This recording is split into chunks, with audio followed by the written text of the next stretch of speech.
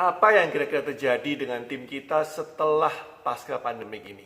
Kira-kira apakah tim kita menjadi lebih semangat? Apakah tim kita lebih bersyukur karena masih dapat kerjaan? Apakah tim kita masih bisa menjadi the winning team? Welcome to my channel, my friend. Itu tadi barusan adalah secuplik dari diskusi yang saya 2-3 hari yang lalu lagi sibuk-sibuknya sampai hari ini berdiskusi dengan klien kami tentang team rebuilding. Jadi bukan team building tapi team rebuilding post pandemic. Mari kita mulai.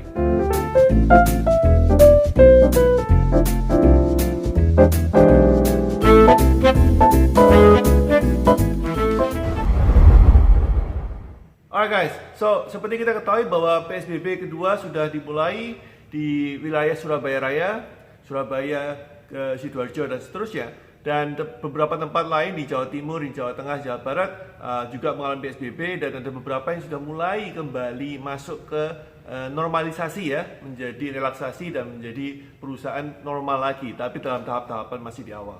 Nah, pertanyaan krusial dalam hal seperti ini adalah tentang tim.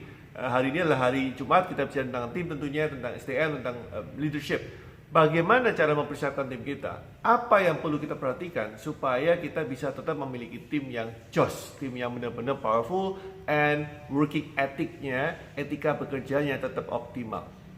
So, mari kita mulai. Kita berusaha melewati masa yang tahap pertama. Jadi pandemic ini oleh para ahli dibagi menjadi 3 tahap. Ya, 3 tahap ini adalah tahap pertama ketika kita terpukul oleh pandemi ini sekitar 2 bulan lalu di Indonesia tentunya ya, kalau di Cina lebih awal lagi, dan kemudian kita sedang memasuki masa yang kedua, dan kemudian kita akan masuk ke fase ketiga. Yang pertama yang kita barusan lewat adalah namanya relearn everything ya. Fase pertama relearn everything, saya pernah bahas ini di vlog saya sekitar bulan pertengahan April atau awal April kalau saya nggak salah ingat, tentang bagaimana membuat tim Anda bisa bekerja optimal di rumah. Relearn everything, belajar ulang, belajar bekerja dari rumah, belajar meeting melalui Zoom atau melalui online media yang lain, belajar tentang bagaimana membuat sebuah diskusi dengan online, belajar tentang memutuskan secara remote atau jarak jauh, dan seterusnya, monitoring, controlling, and so on.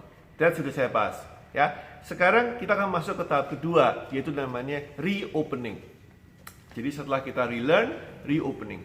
Reopening ini adalah masa-masa kritis di mana perusahaan sudah mulai boleh, beberapa ya, nggak semuanya ya. Surabaya sekitar 10 hari lagi kita hopefully kembali ke kondisi boleh ke kantor ya. Reopening ini adalah masa kritis di mana 2 hal terjadi, di mana tim kita kembali masuk kerja, dan di mana konsumen sudah mulai memberanikan diri untuk belanja ke mall, mulai loh ya, belum rame ya, mulai belanja ke mall, mulai belanja secara normal lagi ya. Artinya normal itu yang offline juga mulai dapat jatah, nggak cuma online saja yang rame.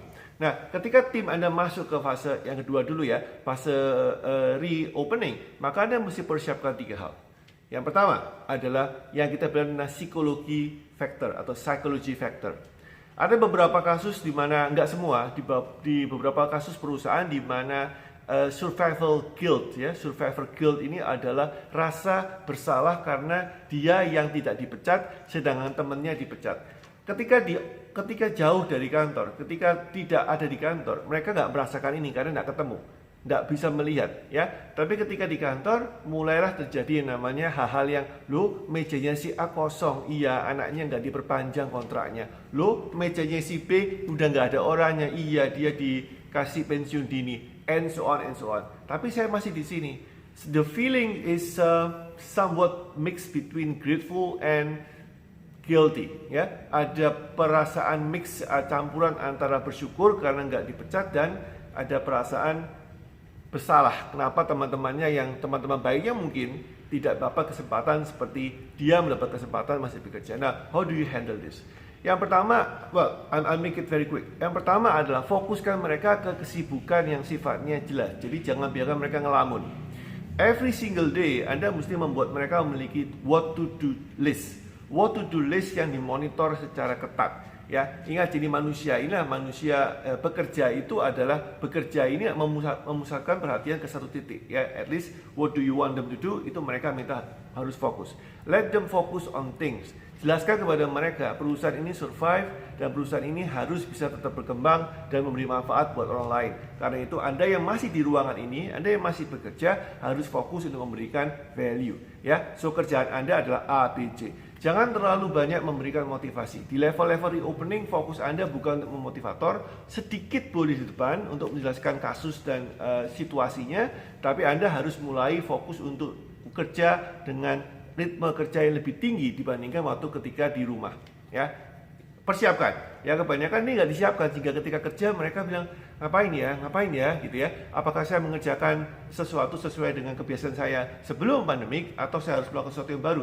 Don't let them guess what they should do, tapi direct mereka. Sebagai pemimpin, as a leader, you have to direct mereka, arahkan mereka, you do this, you do that.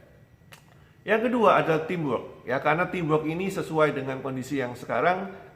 Pada saat reopening, Anda tahu bahwa kondisinya tidak memungkinkan untuk teamwork secara total, ya, kecuali kalau tim Anda full, ya. Kecuali tim Anda full, maka ini bukan untuk Anda kasus ini. Tapi most of the companies yang saya coach, timnya ada beberapa yang nggak full. Ada karyawannya udah pulang kampung, nggak kembali. Ada yang pulang kampung duluan, yang nyolong sebelum PSBB. Ada yang kondisinya tidak memungkinkan untuk kembali, dan seterusnya. Ada yang sudah ditarik perusahaan lain.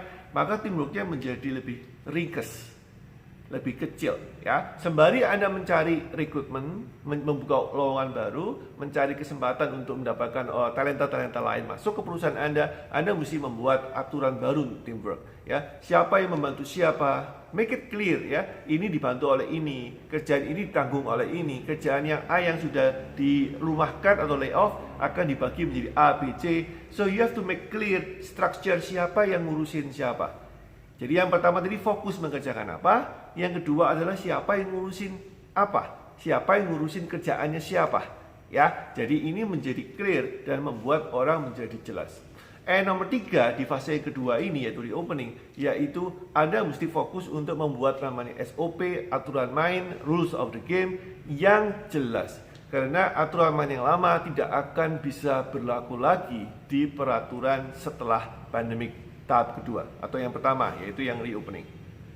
SOP, rule of the game. What is good, what is not good. Apa yang bagus, apa yang jelek. Apa yang acceptable, apa yang not acceptable. Apa yang akan diberi reward, apa yang akan diberi punishment. Jelaskan dengan gamblang what is the line, ya, strukturnya.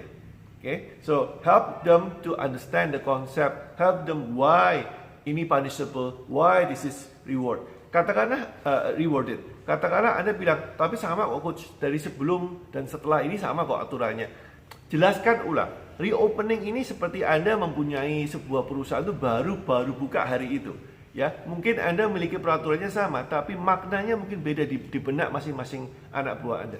So jelaskan why this is important, why this is not good. Ya, walaupun itu sama, ucapkan lagi, jelaskan lagi. Oke, so itu adalah yang ketiga. Sekarang kita masuk ke fase yang terakhir, yaitu fase yang paling tinggi, yaitu post pandemic ketika kondisi normal, which is masih ada beberapa waktu lagi ke depan, mungkin sebulan 2 bulan lagi.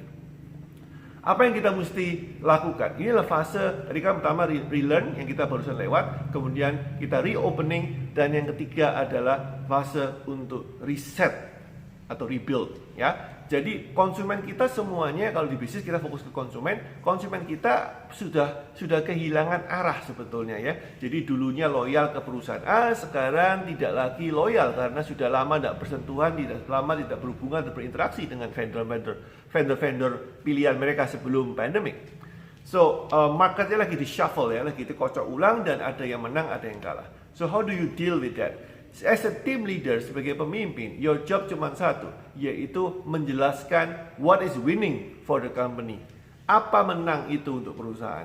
Set a goal, ya. Di dalam post pandemic konsep yang saya ajarkan, yang kami para coaching ajarkan, yang kami dampingi para klien kami, kita tentukan dengan jelas what do you want to achieve dalam 3 bulan ke depan.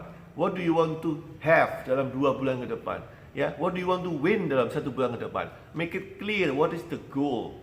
Nah, rebuild atau reset seperti ini adalah sesuatu yang sangat krusial, ya. Kalau Anda tidak siapkan sekarang, saya, semua orang nggak mungkin bisa mikir dengan kecepatan seperti itu. Pada saat hari H, Anda masuk baru kita mikir what do you want to achieve, terlambat. So you have to do it now, ya. set what do you want to achieve, kemudian komunikasikan kepada konsumen, kepada tim Anda, this is yang aku mau dapat. Konsumen mana yang kita mau sasar? Konsumen kita mungkin beberapa sudah hilang. Mungkin maka kita mengecil 50%, 30%, 40%, 70%, ya. Nah, kita mesti tentukan apa target kita berikutnya. What do you want to get? Okay? So, the real point adalah get back to your purpose, get back to your culture. Tahap ketiga ini yang reset atau rebuild, Anda mesti kembali ke culture Anda mesti kembali ke purpose Anda. Apa inti utama? Kenapa bisnis Anda hadir di dalam industri ini?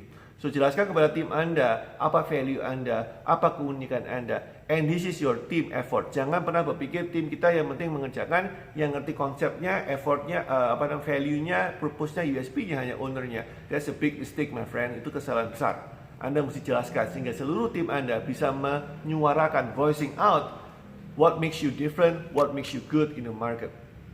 And then tentukan the goal, and then SMART goal, ya, specific, measurable, and achievable, result, time bound, and then go, fight. I hope this is useful, my friend. Selamat berjuang untuk membuka atau masuki masa reopening ke perusahaan dan toko Anda. Mari kita sama-sama bangkit. I see you tomorrow. Stay safe, stay healthy. Bye bye. Boom.